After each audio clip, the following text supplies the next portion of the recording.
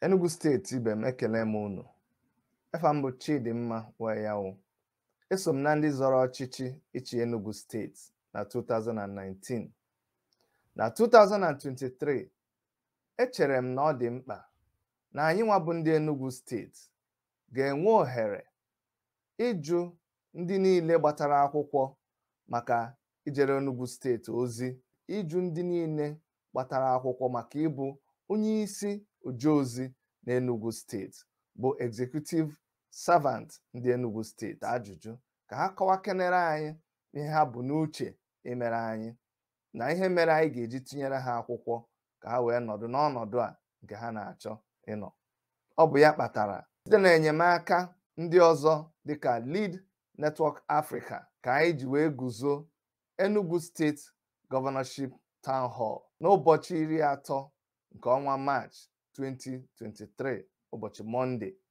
Anyị na-ele anya na onye ọbụla bụ nwa afọ Enugu State maọbụ onye ọbụla ihe gbasara Enugu State na-adị mma na mba ụwa dị iche iche gburugburu ebe a ga-enele ihe a ga-eme ga-etinye aka ọnụ.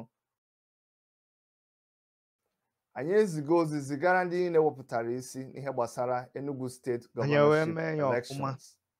Mmadụ dịka onye na-anọchite ndị APC bụ Uche Nnaji, mmadụ dịka onye na-anọchite ndị APGA bụ Frank Nweke Jr., mmadụ dịka onye nnọchite anya ndị Labour Party bụ Chijioke Edeoga, na mmadụ dịka onye nnọchite anya ndị PDP Peter Mba.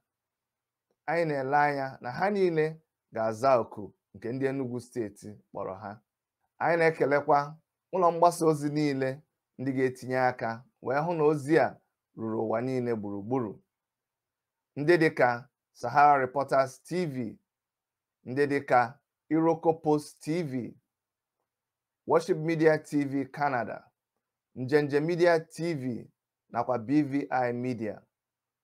Ndị Enugu ibe m, ụbọchị nta ka anyị chụọ n'Owere nchi. Ka emesịanụ.